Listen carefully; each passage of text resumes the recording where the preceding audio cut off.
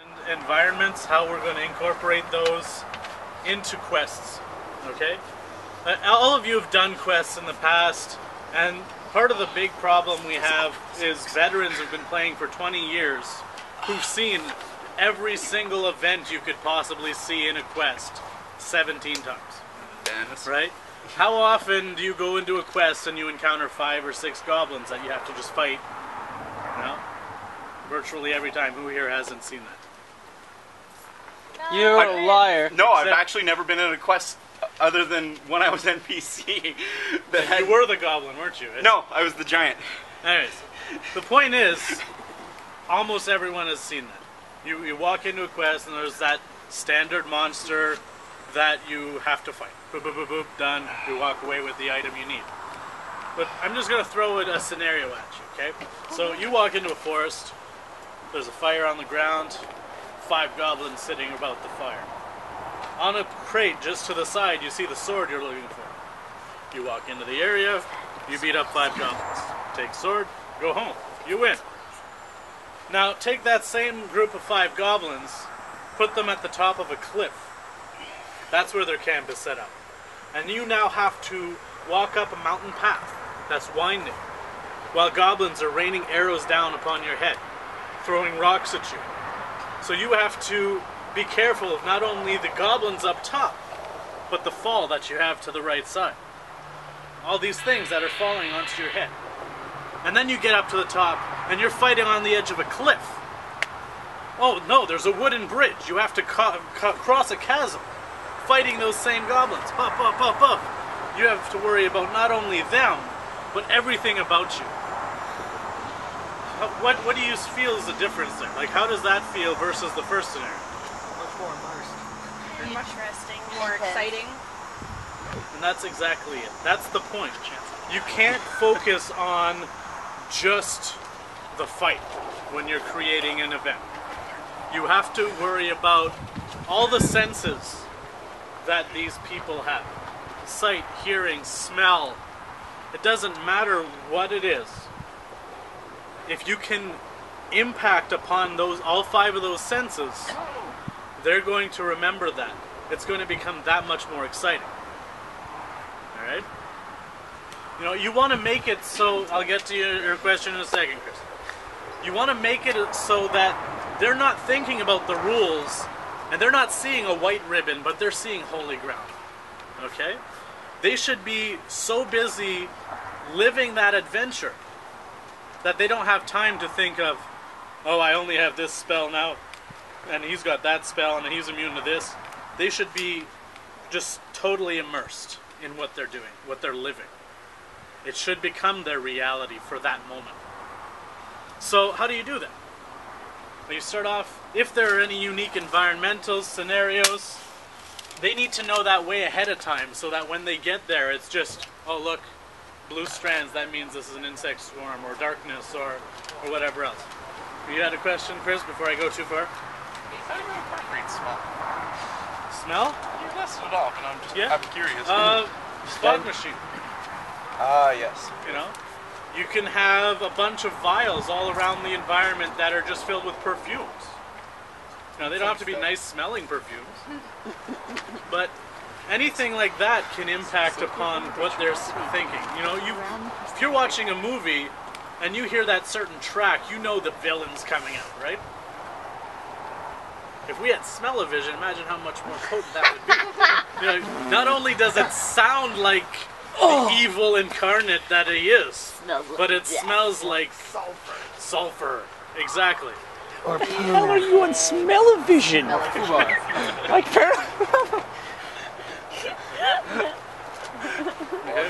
Another example of how you can incorporate a battle game or an environment into your questing is taking something simple, you know. Last night a lot of you played the final boss, and I told you how I based that on Go Fish. But here I'm going to give you a different example because you've lived that one. You've all played Memory. You have to match up these tiles, and you know, when you match them all you win. Okay? So why not have a puzzle like that in your game? But that's kind of boring. Everyone's done that. It's simple. You know, you finish that in a couple of minutes.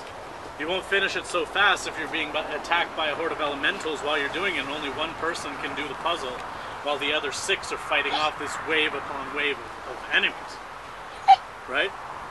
So it's taking something normal, something simple, and adding environment to it, adding a twist.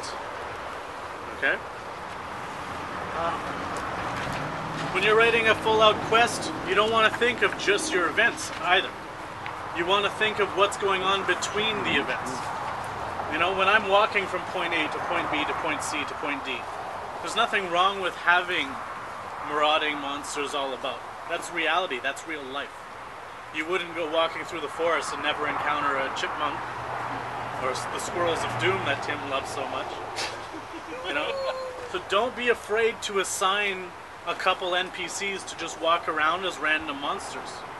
Like, even in your everyday life, you go shopping at the mall, half the time you're going from point A, the front door, to point B, the store, and you're going to run into how many people on your way there that you know and all want to chat. Right? Your quest is the same thing. It's a living, breathing world. If your NPCs understand that and live that, everything else will be easier to immerse them into. Any questions about that right now? Shane? Nope.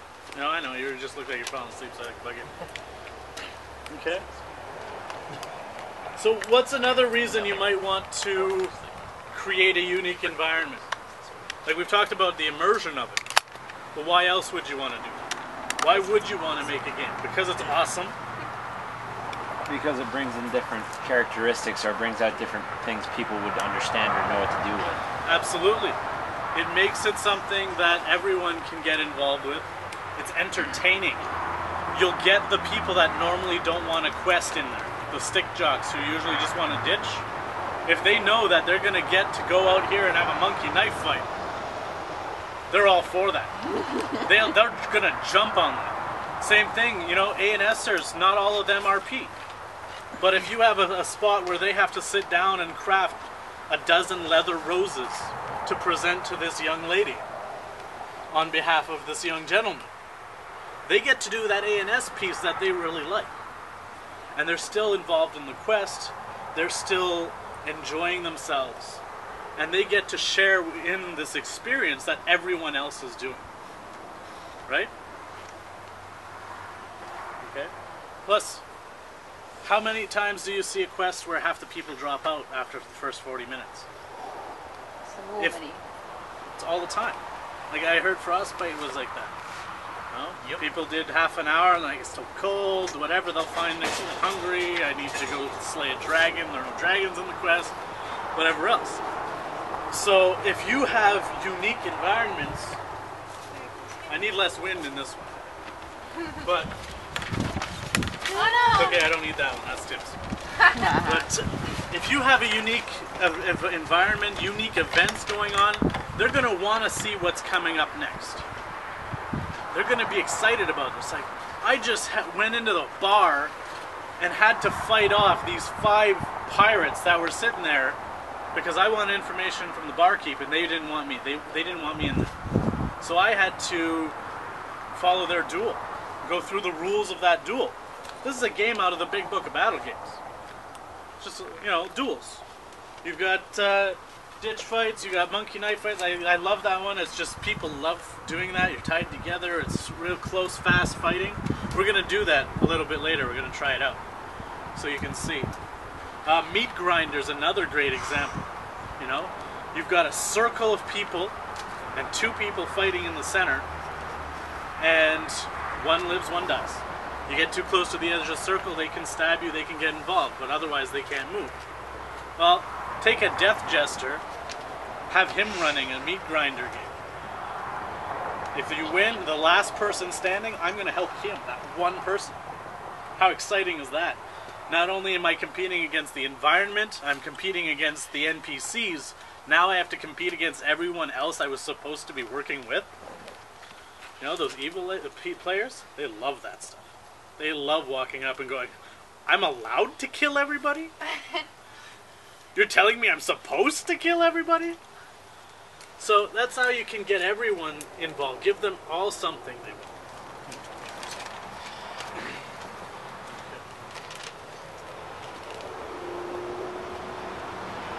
So, what kind of events do we have in games? So if you look, or in a quest, if you break it all down, what kind of different things can you see?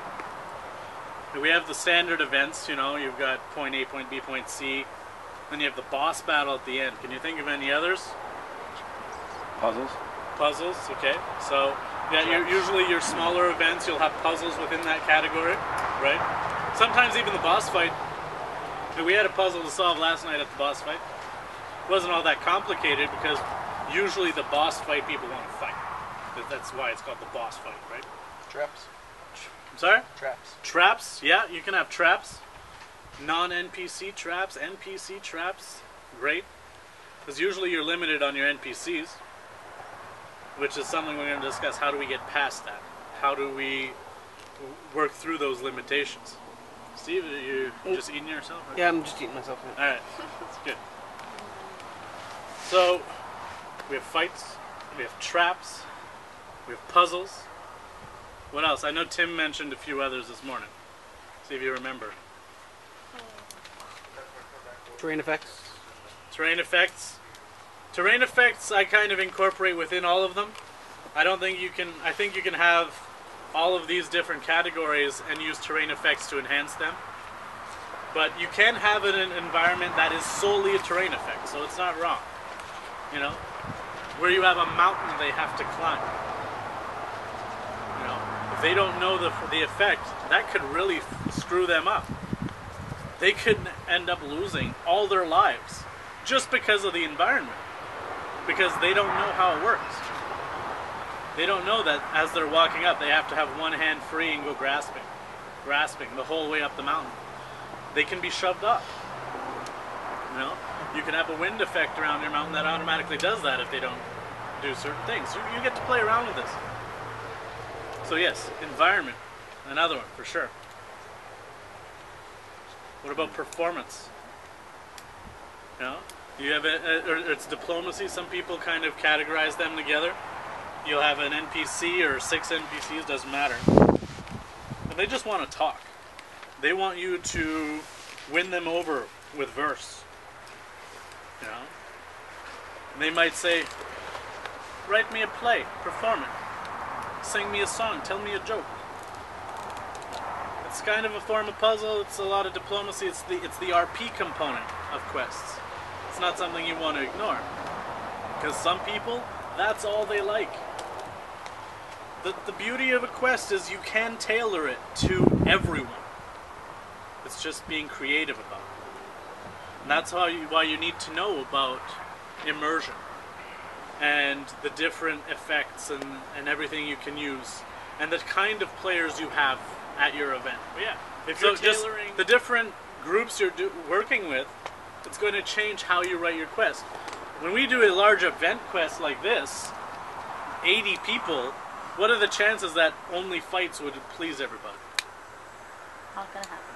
Yeah, it'd probably please quite a few. Okay? Most people play Amtgard because they like to hit each other with sticks.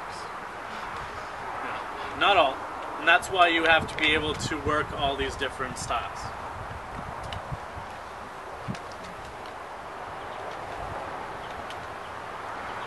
Okay, so, how do you do that? Like, we have limitations, we have problems and things we have to work within. You know, we only have a certain amount of people who will ever offer an NPC for us. So let's say you're running an event like this and all you have is 10 people who want an NPC. We don't even have enough people for all our events. Right? How are we going to deal with that? Multiple roles. Multiple roles. Okay?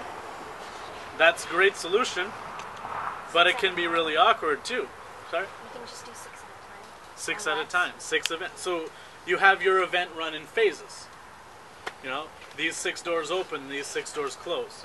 Maybe we'll do 4, 4, 4 in 3 phases. Who knows? We're going to have to decide that.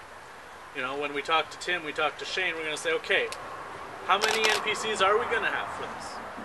We don't know. Are we going to NPC at all? Or, like, if your phase isn't running, your event isn't running, will you NPC for Steve's? Maybe. Maybe you just won't fit the role for Steve's. We don't know. You know, I don't think Steve has a dragon for you to fight. Nope. Okay. So, I could have a dragon if you want. alright, as long as it's Paige that's playing it. Yep. I can do it. So, that's one way we can deal with the limitation of NPCs, is dividing up your quest into phases. You know, having 4 events run at a time, 2 events run at a time. You saw how Tim had those timelines working, where the quests were overlapping each other. You know, when one quest finishes, that frees up NPCs to go somewhere else. You know, and if they don't have somewhere else to go, have them roam around as a random pop monster or something. Use them the whole time, because you don't want them bored either. Like Tim was saying, having good NPCs, you have to treat them well. You have to keep them entertained just as much as you have to keep the PCs entertained. Because if they're having fun and they're going around saying, you know what, I was an NPC for Dan, I had the best time because I got to do this and that, you know, maybe someone else will get interested. Next time you'll have 12 NPCs instead of 10. But we're going to do a couple little games from the Big Book of Battlegames. We're going to do a monkey knife fight. I'm going to have Chris play against Steve, because I know you've both done this before. Then I'm going to have you guys try it out as well. Okay?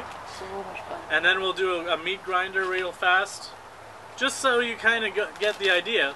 But I'm not going to just have you look at it. I'm going to explain to you how I might incorporate it into a quest. Okay? So we'll just go get up. Chris? You come into my bar and you want to fight with me? Well, you're going to have to fight by my rules.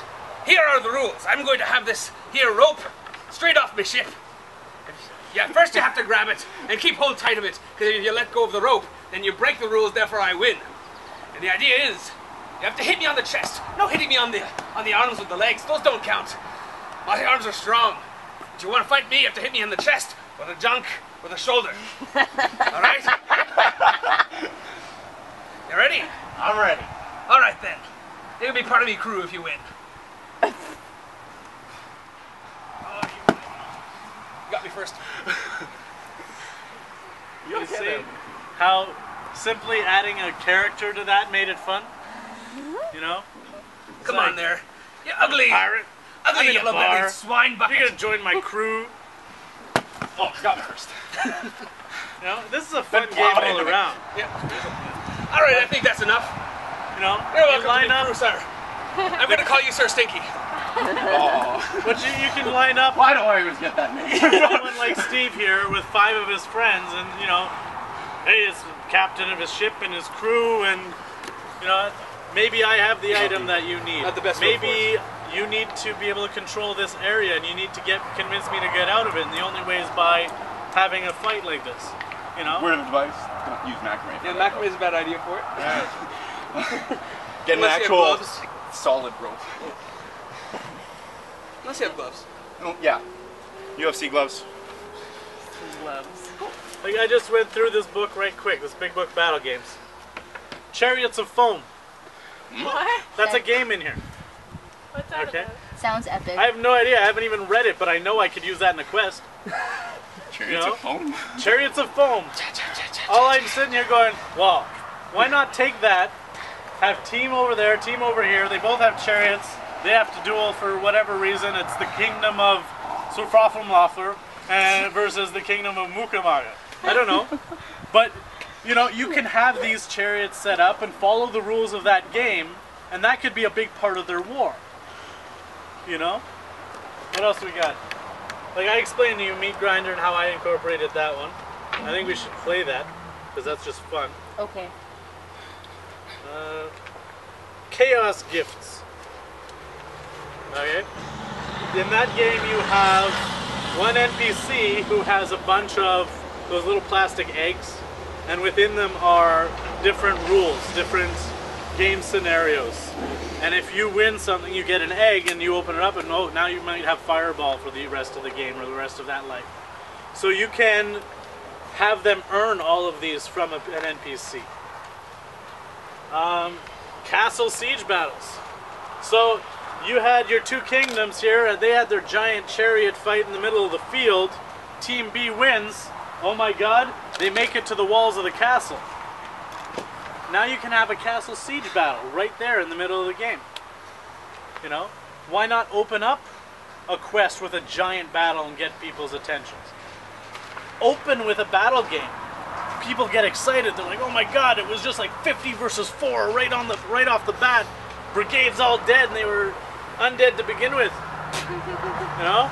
But how do we save the village now that we've taken care of that initial assault?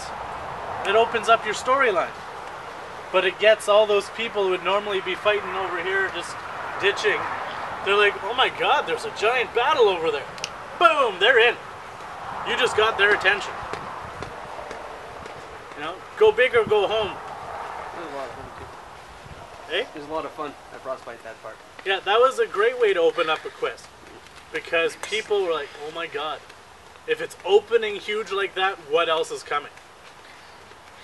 Okay? So everyone grab a weapon. And just make a circle. Fisticuffs. Yeah, you can use Anyway, Welcome, ladies and gentlemen. You don't know what's going on. Here I have.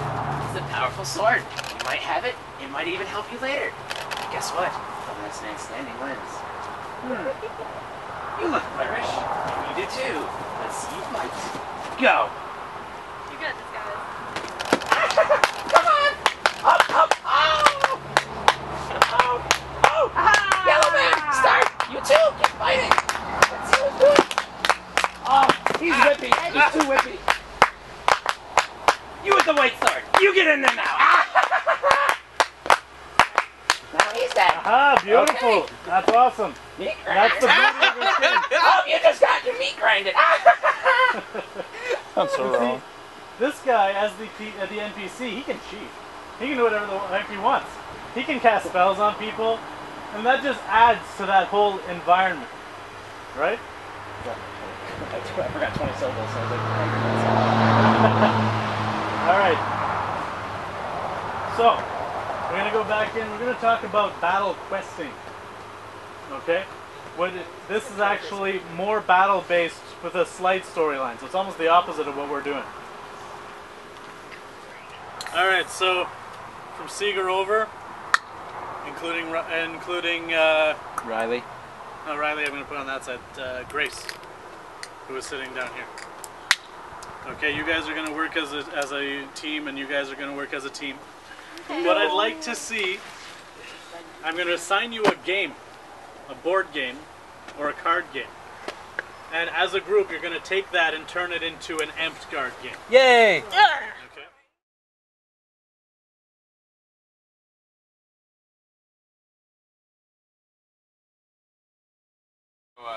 We got Settlers of Catan to make a game out of. So our idea was making Hush, you two. 5 different resource bases.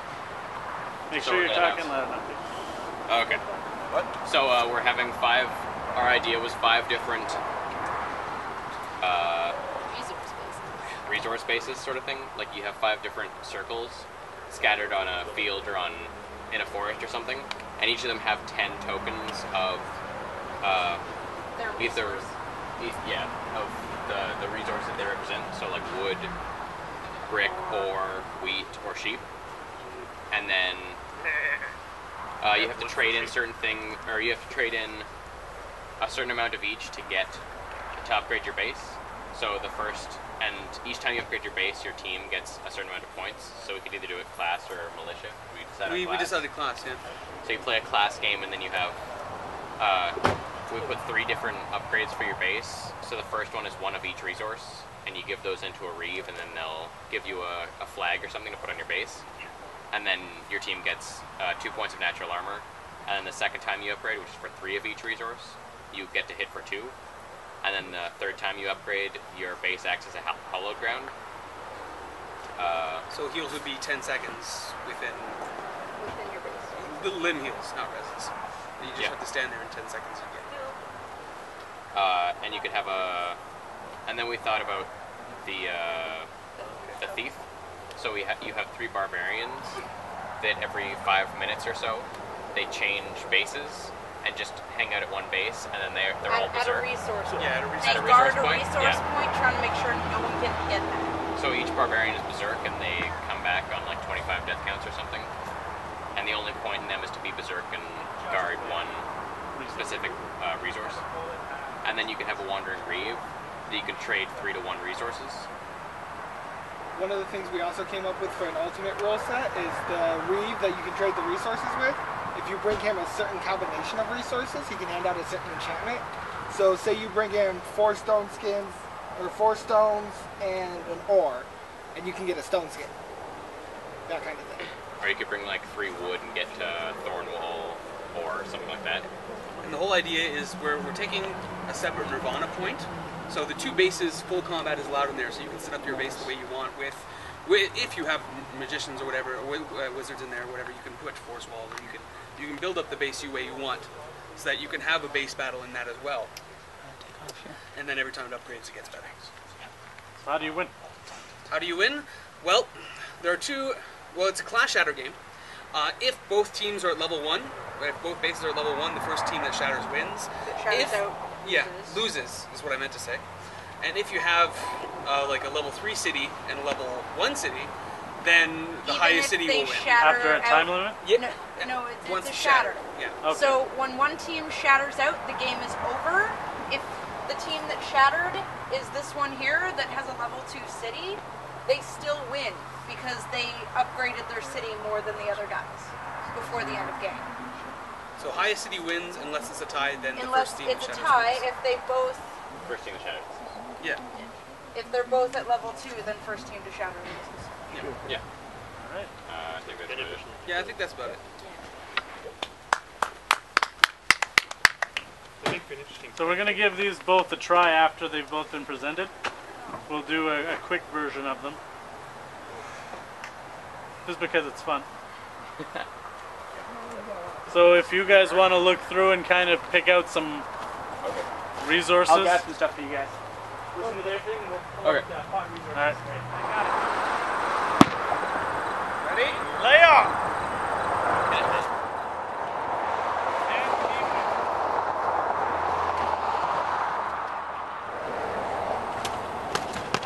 Barbarians, switch!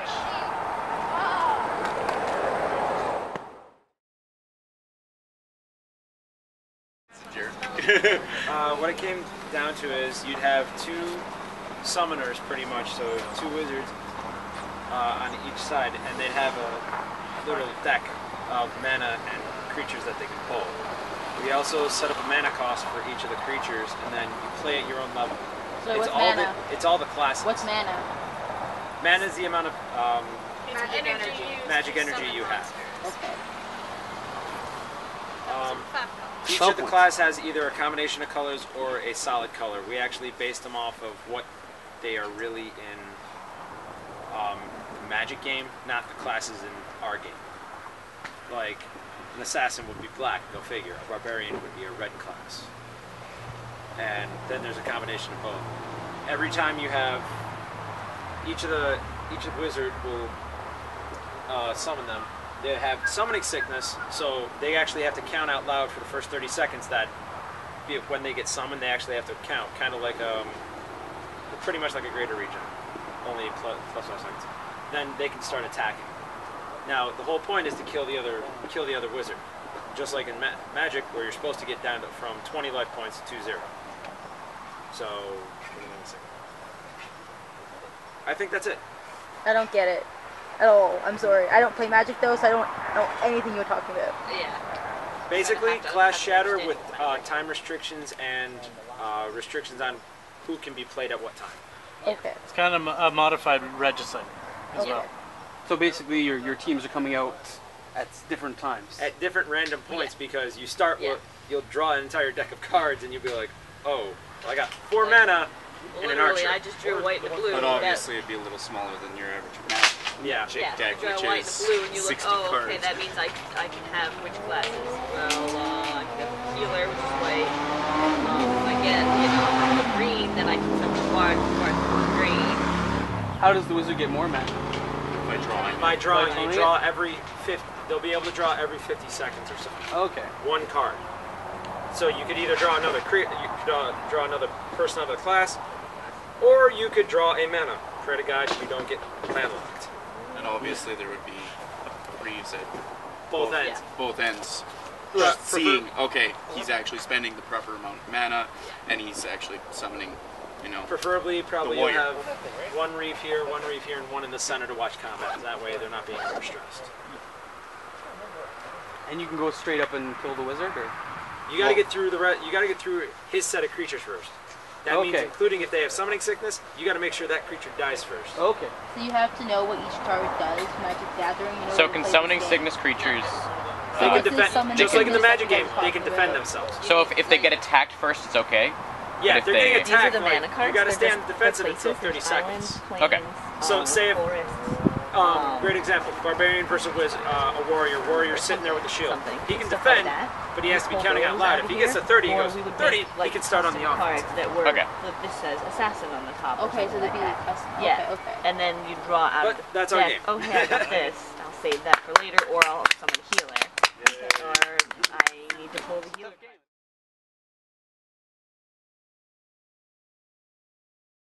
What did you guys think of those two games? They need polishing, especially ours. I definitely liked the first game with Yeah. with the concept of the idea. And honestly speaking, I thought that about a lot more confusing class. I preferred it militia style. It also needed to be on a much larger scale. For both of them. Yeah, Both if it of them was needed a- more if it people, was- more space. Well, yeah. Yeah, for sure. Both games I could definitely see working as long as there's more people and more space. Maybe And the two second game decks. could have like 2 decks. up front few monsters of people already out there, so the primal guardian for Even the if it's just peasants. walker do. Or Yeah. even if Yeah, it's you could defense, summon defense, peasants or something. fully defense, like statues. Or everyone who can be summoned is a peasant until summoned, and they get like magic put on them, and then they You become can actually That'd be like something. summoning. anything, and you That know would be Yeah. cool, Carly.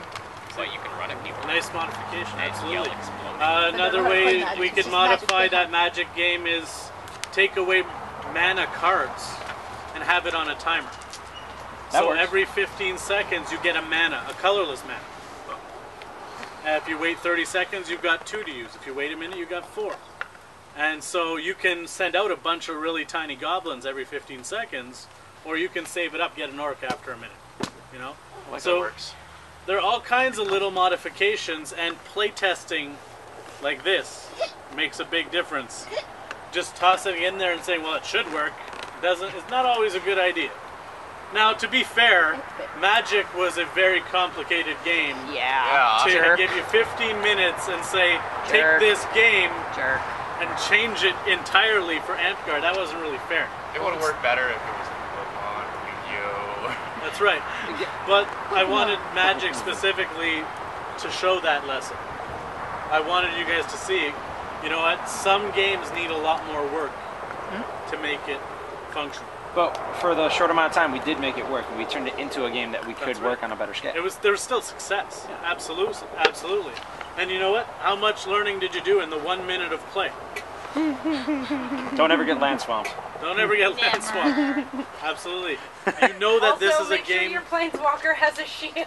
Yeah, right. Oh that God, was my huge. arm. That was huge. I was thinking, God dang it. Well, it actually delayed me a lot because I had to listen to him too. And by 25, I only had 3 hits on her, so I had to step back so I could deal with him. Yep. Because I'd have been dead and he would have rolled our team then. Absolutely. No, and it was a high resource game. You needed to have people with a lot of gear. They had to be ready to play everything. They had to show up with spell lists, you know. Normally that stuff isn't an issue. Today it was an issue just because we're on time constraints and we're not just sitting here ready to play battle games. It's something you could do like Epic. Absolutely, yeah. But even on a regular field day, people are showing up and they usually have their spell lists ready. You know, you're not going to have to wait 15, 20 minutes. Yeah, I'm not sure about Caradoc, okay. Ah, Not too sure about Wolfenstein Yeah. either. I've seen a lot of Oh shit. last So- minutes. Oh! Oh, If you wait, had I to need a pick- spell sheet. 3 things you really liked about each game, though. Let's name 3. Because there were some solid points there. I definitely liked in the first game we played the resources and the it was pretty much an agility test between some of those. Like Run quick, turn quick, and keep moving. That was definitely one. It was really high paced. Avoid the barbars, yes. I like that the barbars didn't stay in one place, because that would have just been suicide. They would have become like a terrain effect that everyone just had to avoid, as opposed to a random element. Right. So we had a high paced game, and we had a good neutral component that was shifting around. No one really knew where it was going to be. One more thing. I like the whole aspect of you have one thing that affects your whole team. You know, once you work towards your whole team works towards a goal. Once you get that, everyone gets a bonus. You know, and you get to upgrade that. Really good. That's really good. Okay, now about the Magic game. The fact that it was class. I'm always up for class shatters, things like that. The Magic system always intrigues me, and like seeing how it would play against classes that are non-magical, aka monk, archer, warrior, so on and so forth, and how everybody interacts with each other. I like how highly strategized it is. Like with more people, like you could strategize really, really well, right? Yeah, for sure. Absolutely. I like that you kind of have to think with limited resources. So it's a lot Make more. do with what you have. Yeah. Battle games that we created. How would you take those and incorporate them into a quest? Well, the first one's pretty easy. You know, you say, okay, well, let's say Wolf and Fang, you know, we want to build a settlement over here, but there's some people, there's a native tribe that doesn't want us to get in and get the resources. And a Pocahontas going against the natives. Yeah. And what about the Magic game? How would we be able to incorporate that into a quest? Into a quest, you could have it, a battle game in a quest could literally be just, there's a the quest people could be coming in and they find a summoner and, oh crap, he's summoning magic creatures. Perfect. Absolutely. Two Dark Lords want to see who's the better Dark Lord. But like, Did you say Dark Lord or Dork Lord? Yes. Yes. like Casey's saying, you could literally have that as your event. I'm the evil Dark Lord wizard guy, and I'm summoning. Slowly summoning creatures as people are coming into my area. Wave upon wave. You know? So why Great not? dragons. That's a great way of taking the game Yeah, and save up for, modifying it just slightly Great to make a dragons. quest event. You guys have been waiting here for a while. But anyways, that's that. Off 3 or 4 battle games that you play regularly on field. Bring the bell. Regicide. Kill your killer. Okay. Oh. Regicide. Mutual annihilation. Kill your killer. And it was ringing the bell. Okay. CTS. Monster Hunt. Monster Hunt. Okay. So these are battle games, right? So how do we take these and turn them into a quest? For Kill Your Killer, you could do something along the lines of, it'd be really good for like a relic quest for Soulbinder, where Okay. you're trying to get everyone's soul into the single sword. So to collect souls for the relic, right?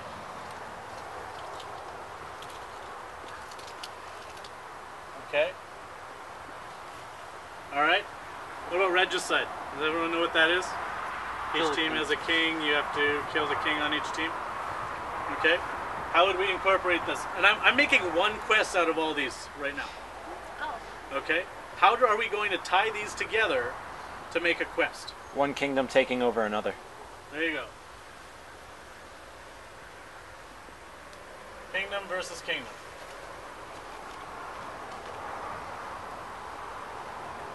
Okay. And right now we're not even going to worry about changing the order of the games. This is how they came up or how I wrote them down. Okay? So, story starts. You have Kingdom A saying, you know what? I don't have enough land. I want to take over that guy's territory. Kingdom A versus Kingdom B, and we use the regicide rules to do it. Kingdom B goes, well, I can't have him taking over my land, but I'm not strong enough to fight him off. I'm going to go collect souls and power up this relic to use. So there we go. We have a kill your killer game.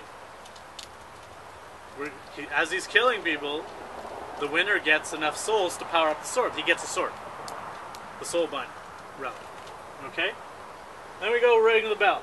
How would we incorporate that? Kingdom A needs to call for backup. Okay. That sets off the alarms. Boom. Call for backup. Alarms. Okay. And we're going to come back to this one. Does because I want you to think a little bit deeper on this one. But we'll come back. Okay, so they call for backup. Oh my God! Now we really have huge armies. How do we? They call for help, but they summon a giant monster. That's right. So, monster was summoned. Now we have to take care of that problem and have a monster hunt game. Okay? Obviously our story isn't done, right? We'd probably add a few more games to this and fill out the whole storyline. But this gives you an idea how you can start with a battle game that you like and then evolve it into a quest. But I said I want to come back to Ring the Bell for a reason. Okay? You're thinking of Ring the Bell as literally ringing the bells. Right? It doesn't have to be bells. It could be, I have to get into that tower. He's got to get into my tower. I have to take that hill, and he has to take this river. It's the same idea. You can use the same rule set, but changing from the bells, which are more rule-related, to I have to control this area, becomes more immersive. So that's where you're taking it from rule set and just a game to an environment, a life, the world we live in. See what I'm saying? So what do you think of that? I like it. What would you do next? What kind, like, if just thinking off the top of your head, what kind of game would you like to see thrown in there to finish it off? Double domination. Hey? Double domination. Double domination. You're gonna have to. I don't know that game. So you're gonna have to tell me. It's a control point game. Okay. And the goal is each team has their own control point and a central control point. The goal is to hold all 3 control points for as long as you can. Okay. And the other team could switch it back. And see, that would finish it off pretty solid, I think. So you start off and you've got the 2 kingdoms. The one king's sitting there going, I don't have enough land. I can't grow enough crops to feed my populace. I'm going to go take over his territory. King B's sitting there going, well, this can't happen. I need my territory to feed my people. So I'm going to build up Soulbinder and charge it up via kill your killer. And then the first king is like, oh my God, he's got Soulbinder now. I need reinforcements. Boom, ring the bell. They go from that, the bell was too loud, calls in some dragons. They have to fight off the dragons. They deal with that problem. Boom, finished. We go to a double domination game. The final battle between the 2 kingdoms, and whoever controls the most points at the end, he's the one who won the war. See how that's pretty solid. That's got a pretty good story that went to it. Obviously we could go in depth with that a lot more. But this is something you can do at your park on a regular basis. One week you do this battle game. You post on forums saying this was the result of the battle game. You write it up all flurby. And then you go next week, you're on to phase 2 of that. You've just written a chain. And all you're doing is you've got people playing battle games, but you're also pleasing the RPers. Because they've got that storyline they like to live. They can be in these games actually playing their characters.